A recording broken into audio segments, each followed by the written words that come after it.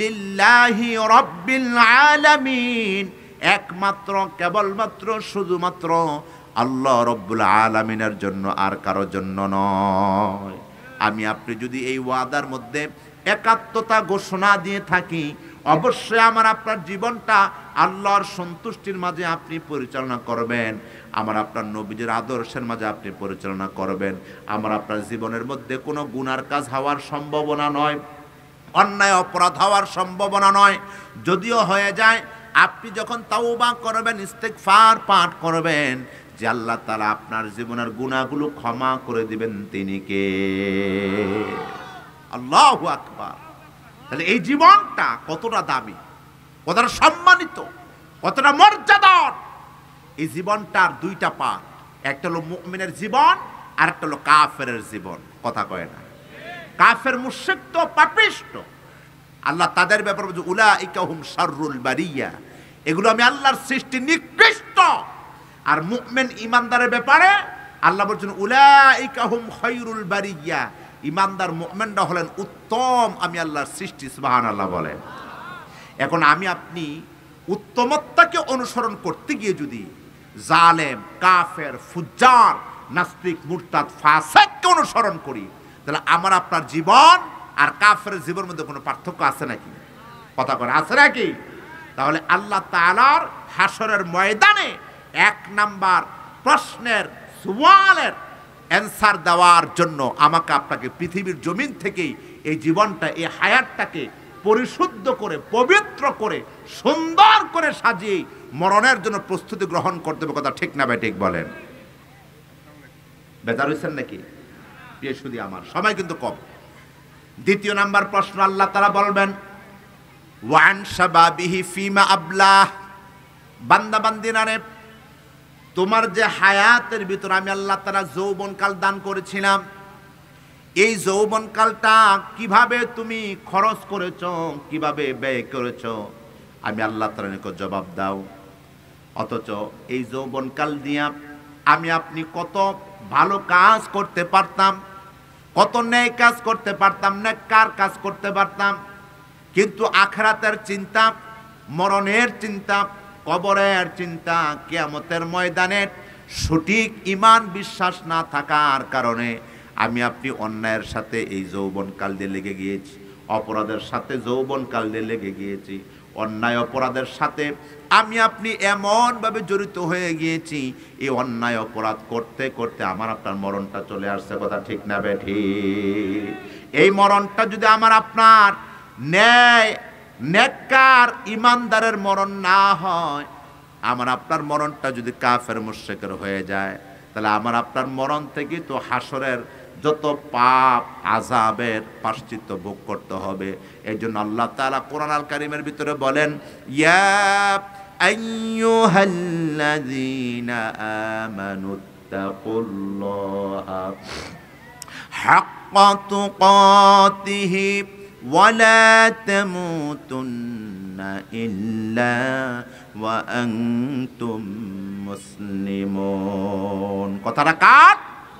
আল্লাহ তাআলা বলেন হে ইমানদার মুসলমানগণ, তোমরা আমি আল্লাহ তাআলাকে ভয় করো, হাক্কা তুকাতি, ভয় করার মতো ভয় করো, ওয়ালা তামুতুন্না ইল্লা ওয়া আনতুম মুসলিমুন, আর মুসলমান হওয়া ছাড়া কেহ মৃত্যুবরণ করিও না। বলেছেন কে? মুসলমান হওয়া ছাড়া মরবা, কবর থেকেই তো তোমার উপর আযাব গজব শুরু হয়ে যাবে, মারপিট শুরু হয়ে যাবে, খেলা শুরু হয়ে যাবে। কথা জোরে বলেন, ঠিক না বেটি? এজন্য মুসলমান ভাইরা আমার, আমাকে আপনাকে গোটা পৃথিবীর যেই যেই সেক্টরে, যেই যে অপশনে, যেই যে ওয়াইতে আপনি জীবনযাপন করছেন না কেন, আপনার চিন্তা চেতনায় আখিরাত, আখিরাত, কিয়ামত, হাসর, এই বিষয়টা মাথায় রাখা দরকার আছে না নাই? এটাই মূল পুঁজি। ওয়ালাল আখিরাতু খায়রুল লাকা মিনাল উলা, সর্বোত্তম ইমানদার মুসলমানদের জন্য যেটা, যে বিষয়টা, যে ধারণাটা, সেটাই হলো আখিরাতমুখী। জোরবান কোনমুখী? আওয়াজ দেন, কোনমুখী? আখিরাতমুখী। আল্লাহ তাআলা আমাদের সবাইকে আখিরাতমুখী জীবনযাপন অর্জন করার তৌফিক দান করেন। জোরে বলে আমিন। আমি আমার নির্দিষ্ট সময়ের ভেতরেই আলোচনা ইতি টানলাম। হাদা মা ইনদি ওয়াল ইলমু ইনদাল্লাহ আলাইহি তাওয়াক্কালতু ওয়া ইলাইহি উনীব। বন্যার পানিতে আপনারা হাবুডুবু খান, আবার যিনি সুখ শান্তি দেন তিনি কে? এজন্য যদি আমি আপনি সারা জীবনের সকল অঙ্গনের সুখ শান্তি চাই, আমাকে আপনাকে আল্লাহওয়ালা, আল্লাহ ভোলা, আল্লাহ ভক্ত হতে হবে। কথা বলে না? যদি আমি আপনি না হই, তাহলে পৃথিবীর মধ্যে যতটুকুন সম্মান আর ইজ্জত নিয়ে আসেন, এই সম্মান আর ইজ্জত চিরস্থায়ী নয়। এই সম্মান ইজ্জত ক্ষণস্থায়ী, বরঞ্চ পরকাল আখিরাতের জীবনটাই হবে আমার আপনার সবচাইতে ব্যর্থতা এবং সফলতার মানদণ্ড। কথা ঠিক না ঠিক বলেন? আমার মুসলমান ভাইয়েরা, আল্লাহ রব্বুল আলামিন এজন্য আমাকে আপনাকে কোরআন আল কারীমের মাধ্যমে পৃথিবীর জমিন থেকে আল্লাহ তাআলার নিকট দুনিয়া এবং আখিরাতের শান্তি, দুনিয়া এবং আখিরাতের সম্মান, দুনিয়া এবং আখিরাতের মর্যাদা কিভাবে চাইতে হবে এবং অর্জন করতে হবে, আমার আপনার নবীকে আল্লাহ তাআলা সেই কথাটাও ওহী করে দিয়েছেন। জোরে বলুন সুবহানাল্লাহ। আল্লাহ তাআলা বলেন, রব্বানা আতিনা ফিদ দুনিয়া হাসানাতাও ওয়া ফিল আখিরাতি হাসানা ওয়া কিনা আযাবান নার। রব্বানা, আয় রব, আয় আমাদের রব, আয় আমাদের প্রতিপালক। আমাদের রব কে? আমাদের রব কয়জন? ওই আল্লাহ তাআলা আমাকে আপনাকে শিখালেন, আমি আল্লাহ তাআলার নিকট তোমরা প্রার্থনা করো, আয় রব আতিনা ফিদ দুনিয়া হাসানা, দুনিয়ার উত্তমতা আমাদেরকে আপনি দান করুন, ওয়া ফিল আখিরাতি হাসানা, আর আখিরাতের উত্তমতা আপনি আমাদেরকে দান করুন। জোরে বলুন সুবহানাল্লাহ। তার মানে দুনিয়াটা হলো ক্ষণস্থায়ী, আখিরাত হলো চিরস্থায়ী। কথা ঠিক নয় কি? এই পৃথিবীর মধ্য থেকে যতগুলো আদম থেকে আজ পর্যন্ত এই মুহূর্ত পর্যন্ত যত নবী রাসূল, যত ব্যক্তি পৃথিবীর মধ্যে এসেছেন, আপনি আমি যদি লক্ষ্য করি, এই পৃথিবীর মধ্যে কোন নবী এবং কোন রাসূল প্রেজেন্ট নেই। সকলেই মানুষ হিসেবে পৃথিবীর জমিনে এসেছেন, আবার মানুষ হিসেবে আল্লাহর সান্নিধ্যে চলে গিয়েছেন। কথা ঠিক নয় কি? কিন্তু তাদের আদর্শটা রাসূল এবং নবী হিসাবে যিনি কায়েম দায়েম রেখে দিয়েছেন তিনি কে? জোরে বলেন, তিনি কে? নবী রাসূলরা না থাকলেও তাদের আদর্শ, তাদের জীবন চরিত্র, তাদের আখলাক, তাদের মুআমালাত, তাদের মুআশারাত, তাদের তাহযীব তামাদ্দুন সব কিছু আমার আপনার জন্য আদর্শ যিনি বানিয়েছেন তিনি কে? আল্লাহ তাআলা। এজন্য যেহেতু পৃথিবীর মধ্যে আমরা কেউ স্থায়িত্ব নই, আমরা সকলে মরণশীল, মরতেই হবে। আর এই মরণের দিন থেকে শুরু করে তত পরবর্তী যে সময়টা, এটাকে পরকালীন জীবন বলা হয়। পৃথিবীর মধ্যে আমি আপনি একটু অসুবিধায় পড়লে, সমস্যায় পড়লে, আমার আপনার ভাই আসে, বন্ধু আসে, শ্বশুর বাড়ির লোক আসে, দলীয় লোক আসে, কিন্তু আপনি একটা বার চিন্তা করেন, যদি আপনি দুনিয়ার মধ্য থেকে আখিরাতের সম্বল অর্জন না করে মৃত্যুবরণ করেন, তাহলে মৃত্যু থেকে শুরু করে তৎপরবর্তী সময়ে না আপনার মা বাবা, না আপনার বন্ধু বান্ধব, না কেউ আপনাকে সহযোগিতা করবে, সাহায্য করবে। কোন সোর্স, কোন অপশন আছে? একটু বুঝে সুঝে সুন্দরভাবে যুবক ভাইয়েরা, শিক্ষিত সমাজ, বিভিন্ন সেক্টরের দায়িত্বপ্রাপ্ত সবাইকে বলছি, অন্য কোন সোর্স আছে? তাহলে আমি আপনি বুঝেই ফেললাম, যেহেতু আখিরাতের কোনো সোর্স নাই, দুনিয়ার জমিন থেকে আমাকে আপনাকে আখিরাতের সম্বল, আখিরাতের পুঁজি অর্জন করতে হবে। সুতরাং এই পৃথিবীর জমিন থেকেই আমাকে আপনাকে আখিরাতের প্রস্তুতি নিতে হবে। আখিরাতের জীবনটা মুষ্টিময় কয়েকজন ব্যতীত ম্যাক্সিমাম মানুষের জন্য ভয়ঙ্কর কষ্টের স্থান হয়ে যাবে। জোরে নাউজুবিল্লাহ। পৃথিবীর মধ্যে বর্তমানে মানুষ সংখ্যা হলো 800 কোটি। কত কোটি? এর ভিতরে মাত্র 200 কোটি হলো মুসলমান, আর বাকি 600 কোটি হলো কাফের মুশরিক। নাউজুবিল্লাহ বলেন। কত কোটি? 600 কোটি। 200 কোটি যে মুসলমান, এর ভিতরে কিন্তু আরেকটা জাতি আছে, তার নাম হলো মুনাফিক। কথা কয় না? তার নাম কি? এই মুনাফিক কিন্তু আমার আপনার সাথে উঠে বসে আত্মীয়তা করছে, বন্ধু হয়ে আছে, একসাথে নামাজ পড়তেছে। কে মুনাফিক, কে মুসলমান, এটা কিন্তু আমি আপনি আমরা কেউ বলতে পারি না। বলতে পারেন কে? আল্লাহ তাআলা। তবে এই মুনাফিকরা পর্যন্ত জাহান্নামী। কাফের মুশরিক তো জাহান্নামী বটে, মুনাফিকরাও তার মুনাফিকি করার কারণে তাকে জাহান্নাম যিনি দিবেন তিনি কে? এখন পৃথিবীর জমিন থেকে আমি আপনি কি জান্নাত চাই না জাহান্নাম চাই? এই জান্নাত যে আপনি আশা করেন, এটাই হলো পরকালীন জীবন, আখিরাতের জীবনের চিন্তা, বাসনা, কামনা। একজন ব্যক্তি যখন জান্নাতের আশা করে, জান্নাতের পথটাকে তাকে বাছাই করার জন্য, জান্নাতের রাস্তাটাকে খোঁজার জন্য তিনি যে চিন্তা করেন, এই চিন্তাটার নাম হলো আখিরাতমুখী জীবন যাপন। সুবহানাল্লাহ কয় না? আল্লাহ রাব্বুল আলামিন বলেন, ওয়ালাল আখিরাতু খায়রুল লাকা মিনাল উলা। ও ইমানদার মুসলমানেরা, একজন ইমানদার মুসলমানের তার চিন্তার ভিতরে, গবেষণার ভিতরে সর্বপ্রথম যেই বিষয়টা কাজ করবে সেটা হলো ওয়ালাল আখিরাতু খায়রুল লাকা মিনাল উলা। তার জন্য আখিরাত নিয়ে গবেষণা করা, আখিরাত নিয়ে ভাবনা হওয়া, আখিরাতমুখী জীবন যাপন করাটা হলো তার জন্য সর্বোত্তম, সবচেয়ে ভালো। কারণ যে বান্দা, যে বান্দিটা আখিরাতমুখী জীবন যাপন করবে, ওই ব্যক্তিটা আখিরাতের বিশ্বাস নিয়ে আল্লাহর প্রতি আস্থা অনড় থাকবে। আর নবীজি সাল্লাল্লাহু আলাইহি ওয়াসাল্লামের আদর্শ সুন্নাহর উপরে জীবন যাপন করবে। কোনোদিন দুনিয়ার মধ্যে চিটারি করবে না, বাটপানি করবে না, চুরি ডাকাতি করবে না, ধোঁকাবাজি করবে না, জনগণকে বিভিন্নভাবে ইস্যু বানাইয়া জিম্মি করে রাখবে না। কথা ঠিক না বে ঠিক বলে?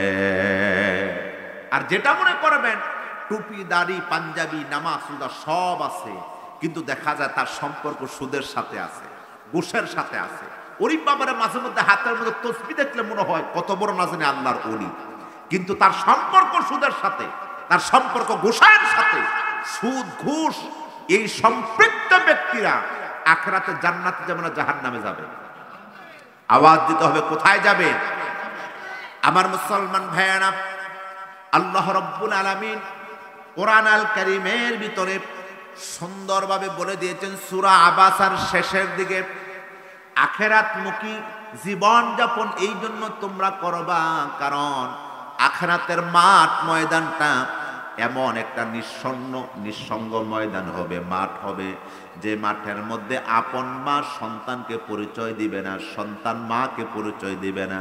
যে বন্ধুর জন্য মুসলমান দুনিয়ার মধ্যে তুমি রাতের ঘুম হারাম করেছ, বন্ধুর পিছনে অর্থ সম্পদ টাকা পয়সা খরচ করেছ, দিন কি দিন রাত কি রাত বন্ধু বন্ধু বলে সময় কাটিয়েছ, ওই বন্ধু যদি আখিরাতের দিনে দণ্ডায়মান হয়ে যায়, আখিরাতের মুহূর্ত পরিবেশটা দেখে ওই ব্যক্তি পর্যন্ত ভুলে যাবে দুনিয়া ছিলাম কি ছিলাম না, আসছে কি আসছে না। জোরে বলুন আল্লাহু আকবার। আমার মুসলমান ভাইয়েরা, আখিরাতের জীবনটা কতটা বিভীষিকাময় হবে। হযরত ওমর ফারুক রাদিয়াল্লাহু তাআলা আনহু জীবনী থেকে একটা ঘটনা আপনাদেরকে উপহার দিলে বুঝতে পারবেন।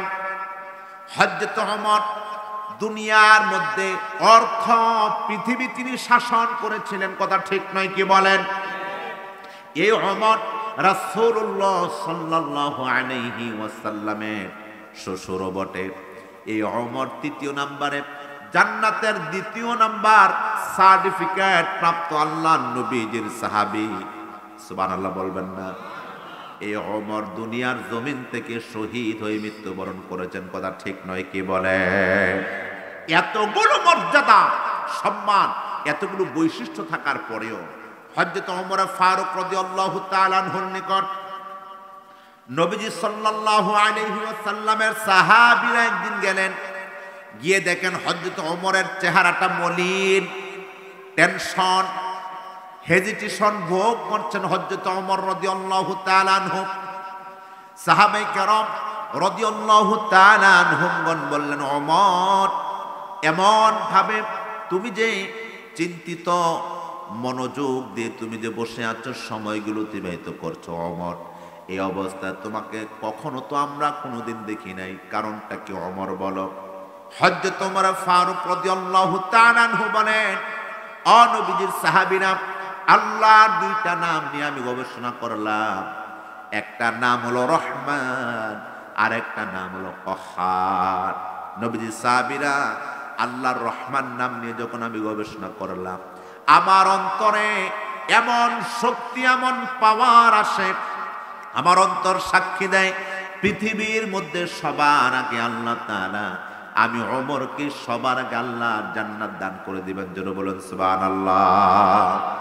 নবীজি সাহাবীরা, শোনো, আল্লাহর কহার নাম নিয়ে যখন আমি গবেষণা করলাম, আখিরাতের ময়দানে, হাসরের মাঠে আল্লাহ তাআলা তো সেদিন রহমান নাম নিয়ে পরিচয় দিবেন না, সেদিন থাকবে আর রহিম, আর থাকবে কহার। রহিম শব্দটির জন্য আল্লাহর পরিচয় থাকবে স্পেশাল। একনিষ্ঠ যারা মুমিন হয়ে দুনিয়ার জমিন থেকে মৃত্যুবরণ করেছে, তাদেরকে আল্লাহ তাআলা রহিম নাম দিয়ে নাজাত দিয়ে দিবেন। আর যারা পাপিষ্ঠ, অন্যায়কারী, জুলুমকারী, যারা স্বৈর শাসক, অত্যাচার, এমন ব্যক্তি যারা নিজেকে মুসলমান ইমানদার দাবি করেছে, আল্লাহ তাআলা কহার নাম নিয়ে যেদিন হাসরের ময়দানে বসে যাবে, ওই মুহূর্তে আল্লাহ তাআলা এমন ভাবে বিচার করবে, এমন ভাবে যাচাই বাছাই করবে। আল্লাহর সেই কহার নাম নিয়ে যখন আমি গবেষণা করলাম, নবীজির সাহাবীরা, আমি ওমরের হৃদয়টা, কলিজাটা ছোট হয়ে গেল, চেহারাটা মলিন হয়ে গেল। আমার অন্তর সাক্ষী দেয় না জানি কোন অপরাধে আল্লাহর দরবারে আমি ওমর অ্যারেস্ট হয়ে যাই। আল্লাহু আকবার বলো মুসলমান।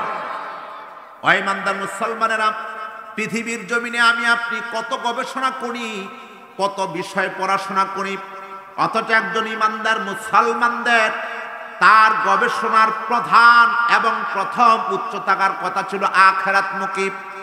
আখিরাতমুখী যদি আমি আপনি জীবন যাপন করতাম, কোনদিন দুনিয়ার অট্টালিকা, বাড়ি, গাড়ি, ক্ষমতা, ইলাহা ইল্লাল্লাহ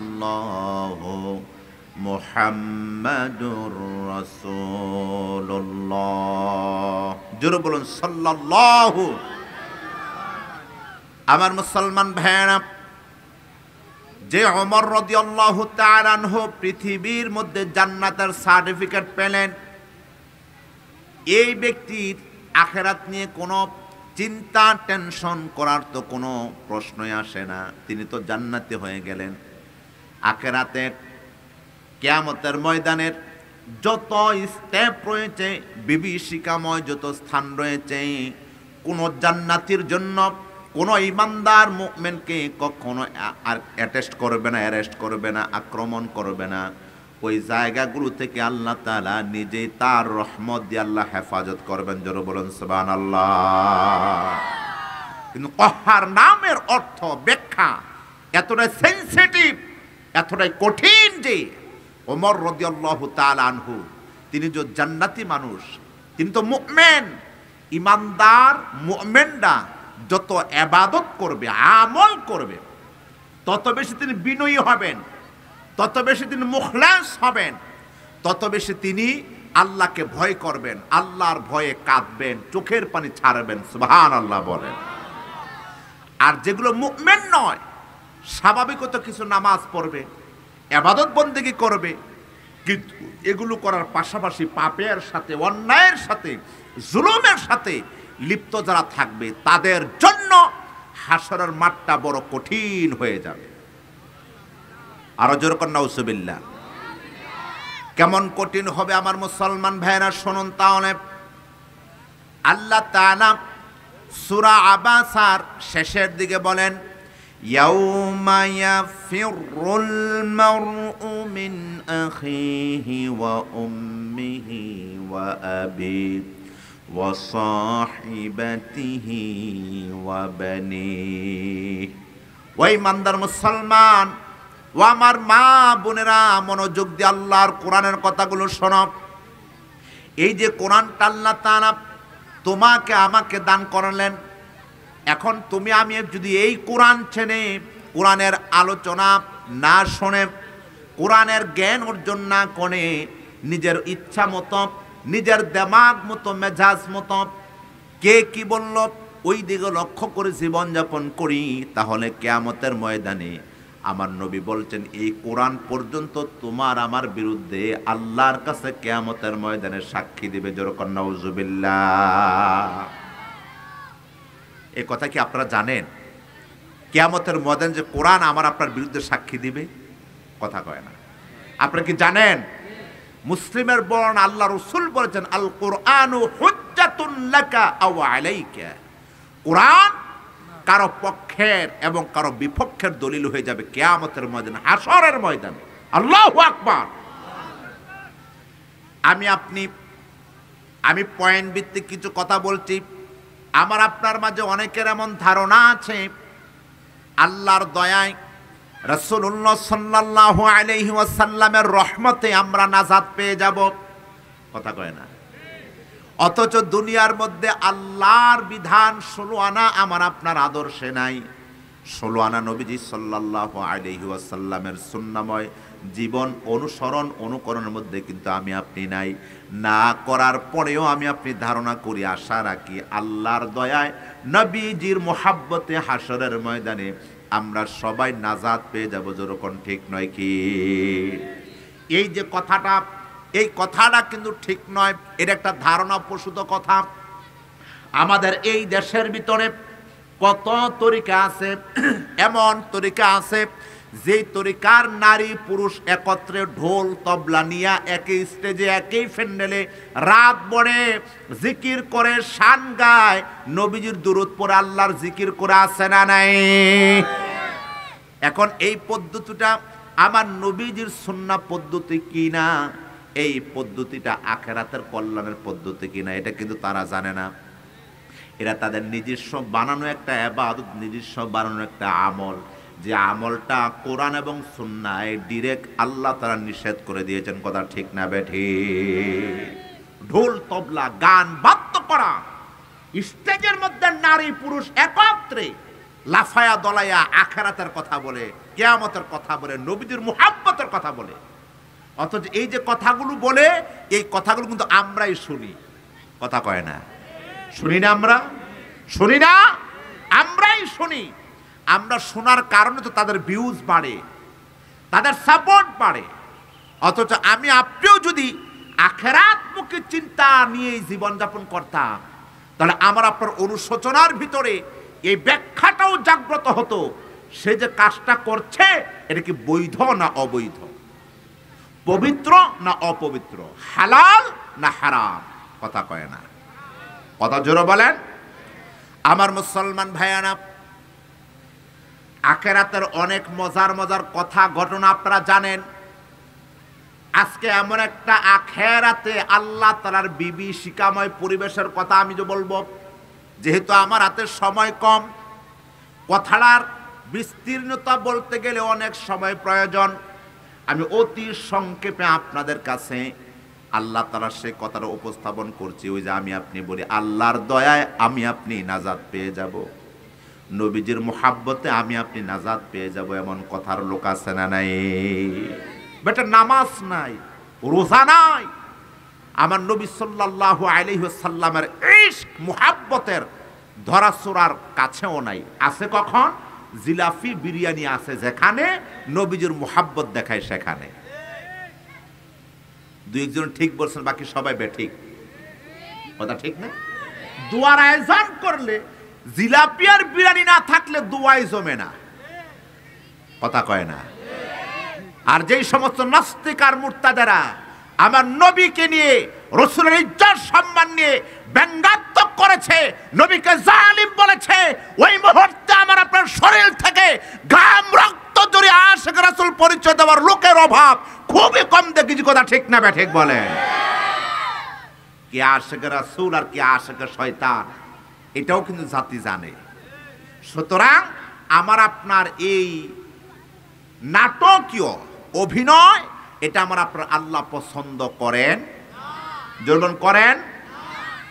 নবীজি সাল্লাল্লাহু আলাইহি ওয়াসাল্লামের সহিহ বুখারীর তাফসীর অধ্যায়ের হাদিস সূরা কাউসারের তাফসীর যখন পড়বেন, বুখারীর মধ্যে এট এ টাইমে 5 থেকে 6টা সহিহ হাদিস রয়েছে। আল্লাহ নবী সাল্লাল্লাহু আলাইহি ওয়াসাল্লাম বলেন, হাশরের ময়দানে আখিরাতের দিনে আমি আমার উম্মতের নর এবং নারীদেরকে চিনতে পাবো, তারাও আমাকে চিনতে পাবে। যখন তারা হাউজের নিকটবর্তী হবে, তাদের এবং আমার মধ্যে আল্লাহ তাআলার ফেরেশতার একটা পর্দা ঝুলিয়ে দিবেন। যেরকম নাউজুবিল্লাহ। আমি ফেরেশতাদেরকে বলবো, ফেরেশতারা কি বিষয়, কোন কারণে তোমরা আমার এবং আমার উম্মতের মধ্যে পর্দা ঝুলিয়ে দিলে, কারণটা কি? তখন ফেরেশতারা বলবে, ইয়া রাসূলুল্লাহ, এই যে আপনি উম্মত বলে পরিচয় দিলেন, এটা আপনার উদারতা, আন্তরিকতা, কিন্তু আপনি যেই ইসলাম, যেই কোরআন দুনিয়ার মধ্যে আখিরাতমুখী আপনার উম্মতের নর এবং নারীগণ চিন্তা করে জীবনযাপন করার কথা ছিল, তারা তো আপনার সে আদর্শ, সে সুন্নাত ছেড়ে তাদের নিজস্ব বানানো আমল নিয়ে জীবনযাপন করেছে। নবীজি আল্লাহর রাসূল সাল্লাল্লাহু আলাইহি ওয়াসাল্লাম ওই মুহূর্তে বলবেন, সুহকান সুহকান লিমান গায়্যারা বাদি, দূর হয়ে যাও, তোমাদের মতো উম্মতের আজকে আমি নবীজির কোনো সুপারিশ নাই। জোরে কান নাউজুবিল্লাহ। কেন আমার আপনার নবী হাশরের ময়দানে এই পরিচয় দিবেন? এজন্য দিবেন, দুনিয়ার মধ্যে রসুলকে যেভাবে রসুল হিসাবে মানার কথা ছিল, রসুলকে রসুল হিসাবে মুহাব্বত করার কথা ছিল, ওইভাবে দুনিয়ার জমিনে আমি আপনি আমার আপনার নবীকে মুহাব্বত করি নাই, এতাত করি নাই, অনুসরণ করি নাই। আল্লাহ তাআলা কোরআন আল কারীমের ভিতরে বললেন, কুল ইন কুনতুম তুহিব্বুনাল্লাহা ফাত্তাবিউনি ইউহিব্বুকুমুল্লাহ। হে আমার রাসূল, আপনি জানিয়ে দেন যে বা যারা আমি আল্লাহকে ভালোবাসতে চাই, ফাত্তাবিউনি, সেজন্য আপনি নবীকে ইত্তেবা করে, যে আপনি নবীকে ইত্তেবা করবে, অনুসরণ করবে, ওই বান্দা বান্দিগুলোকে আমি আল্লাহ নিজেই ভালোবাসবো। জোরে বলেন না সুবহানাল্লাহ। রাসূলকে 16 আনা যদি আপনি মুহাব্বত করেন, ইত্তেবা করেন, অনুসরণ করেন, আপনি আল্লাহকে ভালোবাসি এই কথা বলার দরকার নাই, স্বয়ং আল্লাহ আমাকে আপনাকে ভালোবাসবেন। সুবহানাল্লাহ, জোরে বলেন। এখন এই ভালোবাসাটার বহির্প্রকাশ ঘটাতে গিয়ে বুখারীর 15 নং হাদিস, আল্লাহ নবী সাল্লাল্লাহু আলাইহি ওয়াসাল্লাম বললেন, লা ইউমিনু আহাদুকুম হাত্তা আকুনা হাব্বা ইলাইহি মিন ওয়ালিদিহি ওয়া ওয়ালাদিহি ওয়ান নাসি আজমাইন।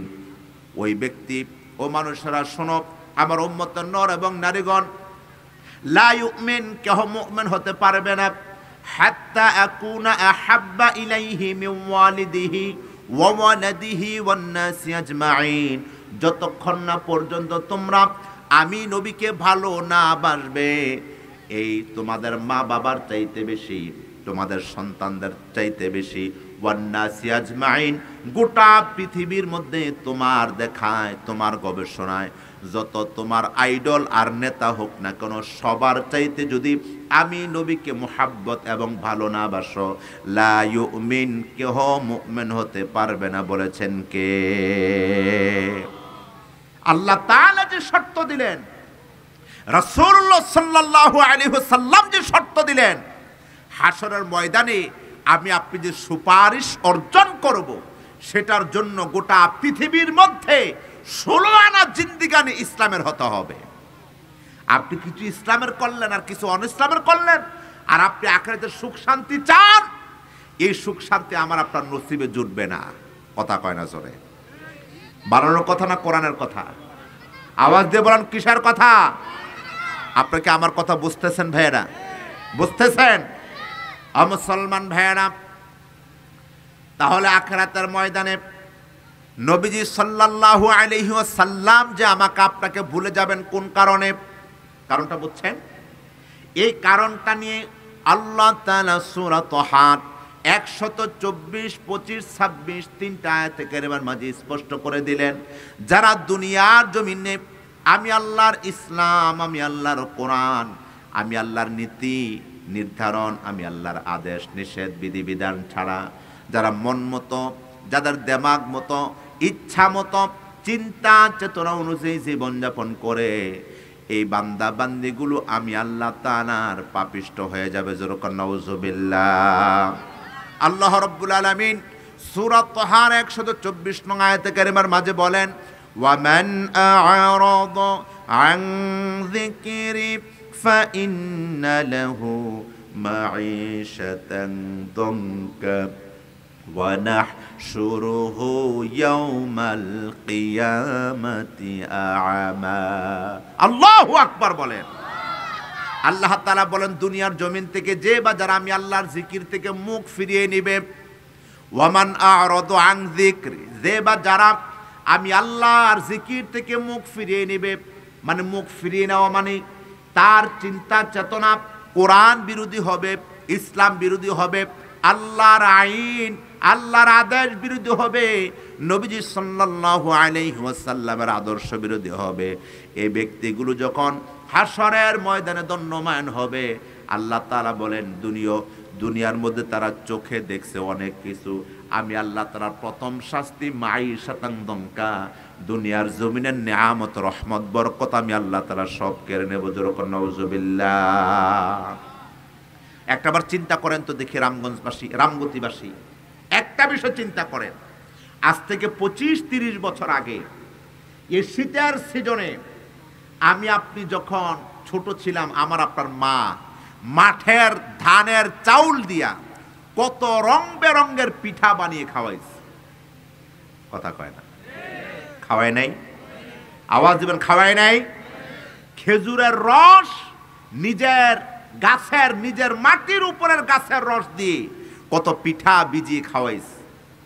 খেজুর রস দিয়ে কত সুন্দর সুন্দর পায়েস তৈরি করে খাওয়াইছে। আরো ইত্যাদি ইত্যাদি কত ফল ফ্রুট এই জমিনের উপরে আমি আপনি দেখেছি। কিনে খাবো কি, নিজেরটা খেয়ে কুল পাইছি না, বরং আরেকজনকে হাদিয়ে দিয়েছি, দান সাদাকা করছি। আর এখন টাকা নিয়ে আমি আপনি বসা আছি, ফল কিনে আনি, ফল খাইলে অসুস্থ হয়ে যাই। কথা কয় না? কেন মুসলমান ভাইয়েরা আমার, আল্লাহর কোরআন সাক্ষী, আপনি এবং আমি যদি আখিরাত ভুলে যাই, ঈমান ভুলে যাই, ইসলাম ভুলে যাই, কোরআনের রীতিনীতি পদ্ধতি ভুলে যাই, মাঈশাতান দনকা, এক নাম্বার আল্লাহ বলেন এই মানুষগুলো থেকে দুনিয়ার জমিনের যত নিয়ামত আছে আমি আল্লাহ তাআলা ওই নিয়ামতগুলো সংকুচিত করে দেই, সংকীর্ণ করে দেই। এই একটা নিয়ামত হলো পৃথিবীর দ্বিতীয় বৃহত্তম মুসলিম কান্ট্রি বাংলাদেশ, মুসলমানদের দেশ হওয়া সত্ত্বেও এই দেশের ভিতরে আমি আপনি দাড়ি টুপি পাঞ্জাবি ছাড়া যা করি সব 2 নাম্বার। কথা ঠিক না বেঠি? ব্যবসায় 2 নাম্বারই, চাকরিতে 2 নাম্বারই, অফিস আদালতে 2 নাম্বারই, রাজনীতিতে এটার তো কোনো অপশনই নেই। কথা কয় না? এখন কিছু তো পণ্ডিত বের হয়েছে, রাজনীতি আর কোরআন এই দুইটা আলাদা বিষয়। আরে ব্যক্তি, বেটা, তুমি যদি তোমার হৃদয়ে ঈমান থাকে, তুমি যদি মুসলমান হও, আমার রাসূল সাল্লাল্লাহু আলাইহি ওয়াসাল্লামের আদর্শে আশিক হও, তোমার জবান দিয়ে কখনো এই কথা বের হতে পারে না। এটা কোরআন, এটা শুধু ধর্মীয় কিতাব নয়, এটা মানব রচিত নয়, এটা মানব জীবনের উচ্চাঙ্কি একটা আদর্শিক গ্রন্থ। হুদাল লিন-নাস ওয়া বাইয়িনাতিন মিনাল হুদা ওয়াল ফুরকান বলেছেন কে? আল্লাহ। এটাকে তুমি রাজনীতির কি থেকে আলাদা করতে চাও?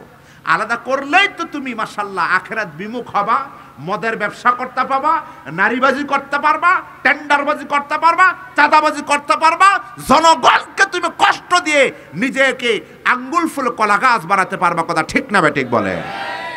সুতরাং ইমানদার মুসলমান তার সকল অঙ্গনে আখিরাত চিন্তাটা তার মাথার মধ্যে থাকতেই হবে। কথা বলেন জোরে, ঠিক না বেটি? আখিরাতের এক নাম্বার চিন্তা কি? মৃত্যু। কথা বলে না। এক নাম্বার চিন্তা কি? মৃত্যু। কারণ আখিরাত সূচনাই হবে মরণ দিয়ে। আখিরাত সূচনা হবে কি দিয়ে? মরণ দিয়ে। মরণ হলো প্রথম ঘাঁটি। আল্লাহু আকবার।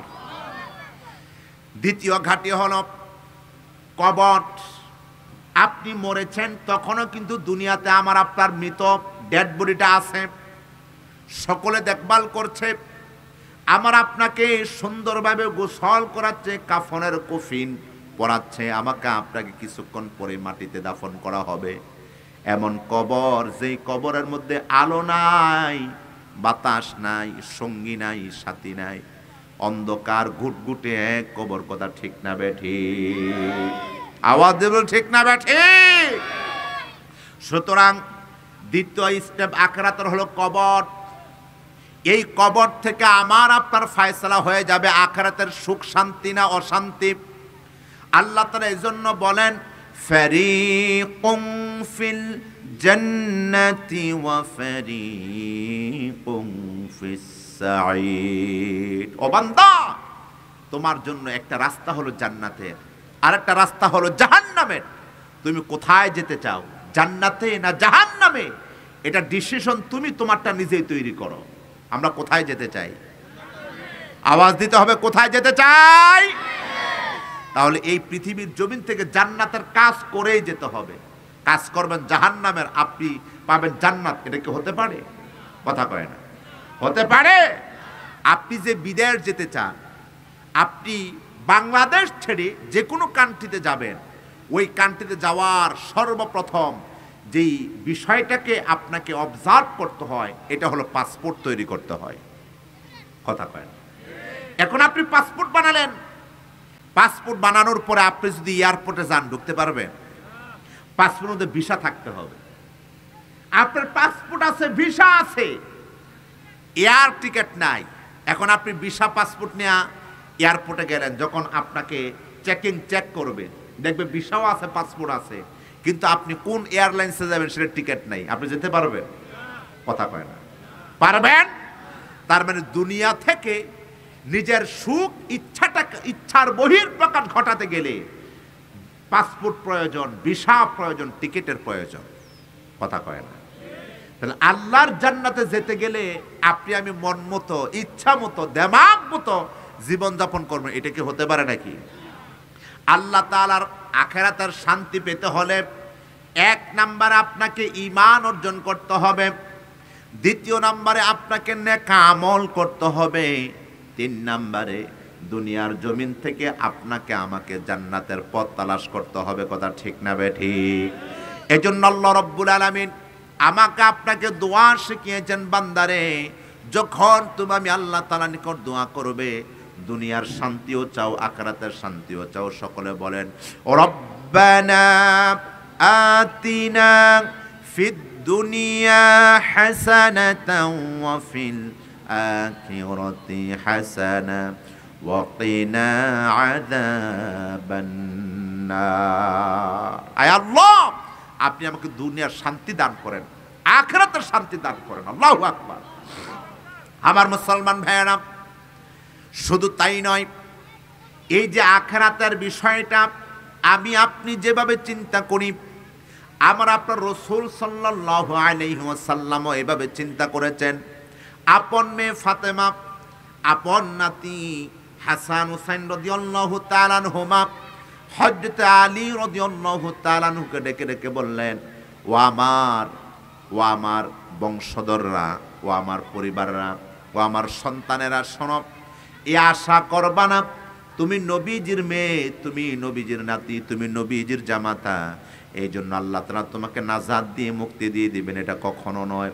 যার আমল, যার ঈমান আমল, ওই ব্যক্তির ঈমান আমল অনুযায়ী আল্লাহ তাআলা তাকে জান্নাত দিবেন।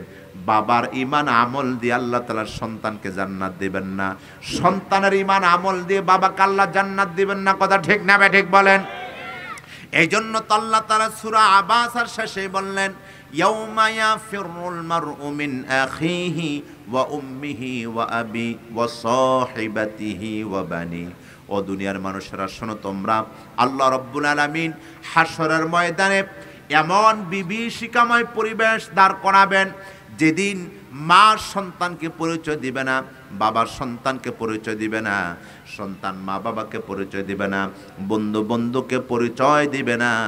এমন কঠিন হাসরের বর্ণনা যখন আমার নবী সাল্লাল্লাহু আলাইহি ওয়াসাল্লাম বলতে শুরু করলেন, আয়েশা রাদিয়াল্লাহু তাআলা আনহা একদিন রাসূলুল্লাহ সাল্লাল্লাহু আলাইহি ওয়াসাল্লামকে বললেন, ইয়া রাসূলুল্লাহ, হাসরের ময়দানটা কেমন হবে?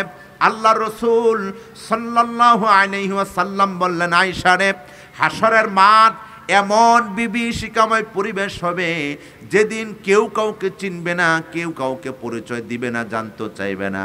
যার যার ইয়া নাফসি সেই করতে থাকবে। যেরকম আল্লাহু আকবার। সূরা নাবাত একদম শেষ আয়াতে কারিমা, ইয়া লাইতানি কুনতু তুরাবা। আল্লাহ তাআলা বলেন, হাসরের ময়দানে আমি আল্লাহ যেদিন বিচার কার্য সম্পাদন শুরু করে দেব, পরিচালনা শুরু করে দেব, ওই দিন ওই মুহূর্তে কাফের মুশরিকরা আমি আল্লাহ তাআলার বিচার দেখে তারা আফসোস করতে করতে এক একজনের হাত খেয়ে ফেলবে। জোরকন্না নাউজুবিল্লাহ। আল্লাহু আকবার। কেমন বিচারক আমার আপনার আল্লাহ হবেন, কেমন বিচারক আমার আপনার আল্লাহ হবেন। সেদিন আল্লাহ তো রহিম আর রহমান নাম নয়, ওই মুহূর্তে আল্লাহর নাম থাকবে কহ্হার। আল্লাহু আকবার বলেন। যেই নামটা নিয়ে গবেষণা করে হযরত ওমর ফারুক রাদিয়াল্লাহু তাআলা আনহু নিজেই পেরেশানি হয়ে গেলেন, নিজেই মর্মাহত হয়ে গেলেন, নিজের চেহারাটা মলিন করে দিলেন। আর আমার আপনার কি এমন ঈমান আছে, কি এমন আমল আছে, কি এমন পাওয়ার আছে, কে আমাকে আপনাকে বাঁচাবে, মুক্তি করবে? ও আমার মুসলমান ভাইয়েরা, এই জন্য আমাকে আপনাকে এখন থেকে ঈমানের ব্যাপারে সচেতন হওয়া দরকার আছে না নাই? ইসলামের ব্যাপারে সচেতন হওয়া দরকার আছে না নাই?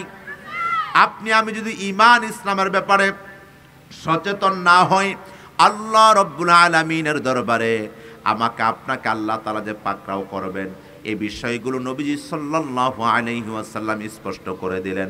হযরত আব্দুল্লাহ ইবনে মাসউদ রাদিয়াল্লাহু তাআলা আনহু থেকে বর্ণিত, নবী করিম সাল্লাল্লাহু আলাইহি ওয়াসাল্লাম বলেন, হাসরের ময়দানে কিয়ামতের মাঠে বনি আদম আল্লাহ তাআলার সম্মুখে যখন দাঁড়িয়ে যাবে, আল্লাহ যখন বিচার কার্য শুরু করে দিবেন, ওই মুহূর্তে আল্লাহ তাআলা প্রতিটা বনি আদমকে, প্রতিটা মানুষকে 5টি আল্লাহর নিয়ামতের প্রশ্ন করবেন।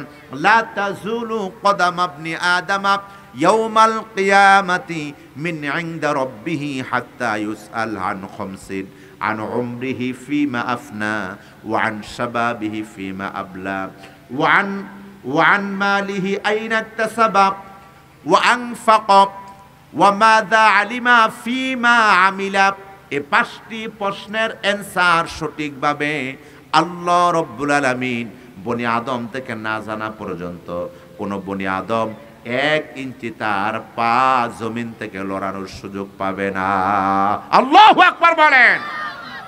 নবীজি সাল্লাল্লাহু আলাইহি ওয়াসাল্লাম থেকে সহিহ হাদিস, লা তাজুলু কদাম ইবনি আদম ইয়াউমাল কিয়ামাতি মিন ইনদা রাব্বিহি হাত্তা ইউসআল আন খামসিন। আমাকে আপনাকে 5টা প্রশ্ন করবেন হাসরের ময়দানে। কে জোরে বলেন? আরে ভাই আওয়াজ দিয়ে বলেন কে? 5টা প্রশ্ন। এই 5টা প্রশ্নের অ্যানসার সঠিকভাবে না দেওয়া পর্যন্ত আমি, আপনি, আমরা কেউ লড়তে পারবো না। আল্লাহু আকবার। নবী রাসূলগণ পর্যন্ত ভীত সন্ত্রস্ত হয়ে যাবেন, ভয় পেয়ে যাবেন, অথচ যাদের কোনো গুনাহ নাই, যারা জান্নাতুল ফেরদাউসের মালিক, তারা পর্যন্ত। আর আমি আপনি এই যে অন্যায় করতেছি, করতেই আছি, অপরাধ করতেছি, করতেই আছি, একজনের হক নষ্ট করতেই আছি, কথা কয় না, জুলুম অপরাধ করতেই আছি। আমার আপনার এগুলো বাধা দেওয়ার মতো কোনো সুযোগ নাই। আছে না কি বলে? আছে। মুসলমান ভাইয়েরা আমার, আল্লাহ তাআলা 1 নাম্বার প্রশ্ন, আন উমরিহি ফিমা আফনা। হাসরের ময়দানে আল্লাহ তাআলা আমার আপনার জীবন নিয়ে প্রশ্ন করবেন, বান্দারে তোমার এই জীবনটা কে দিয়েছেন? আমার আপনার জীবন দিছে কে? অথচ এই জীবন নিয়ে কতগুলো বেয়াদব গান গায়।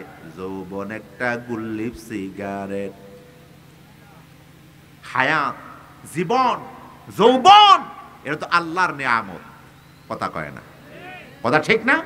এখন এই গান গেয়ে গুল্লিপ সিগারেট খায়, গাঁজা খায়, মদ খায়, নারীবাজি করে, নারীদেরকে নিয়ে আনন্দ উৎফুল্ল জীবন যাপন করে। কথা ঠিক না? ঠিক বলেন। এই জীবনটা কি তোমাকে আমাকে আল্লাহ এভাবেই দিয়েছে, না কোনো কারণে দিয়েছে? কথা কয় না। কারণ দিয়েছে না অকারণে দিয়েছে?